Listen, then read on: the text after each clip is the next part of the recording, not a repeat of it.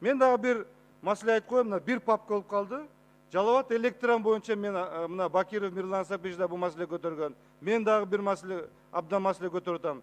Мына азыр Кыргыз Энерго холдинг ответ берип атат. Өкмөткө кагаз жөнөтүп атат. Мыйзамсыз элден талап кылган акча. Бул однофазный счетчик боюнча бекер коюш керек эле. Мына жазып атат. Бул жерде жазып атат. Ички аудит текшерилип, мыйзамсыз алган экен деп жазып атышат. Мына бул жерде айлыктарды мына берип атат.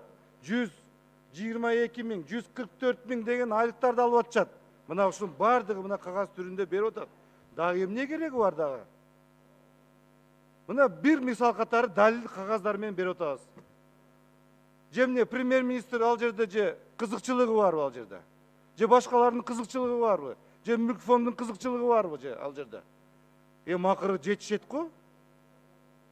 Мен сиздерге, урматтуу коллегалар, айтып коеюн, эгерде бизде 160-170 миллиард бюджети бар болсо, бизде мына бюджет мамлекеттик ишканаларда жалпы товар оборот, жалпы акча обороту 150 миллиардка жакын обороту бар.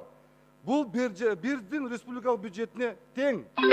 Ал жерде кандай акыбал болуп атат? Ал жерде кандай мыйзамсыз иштер болуп атат? Аны биз көрө элекпиз.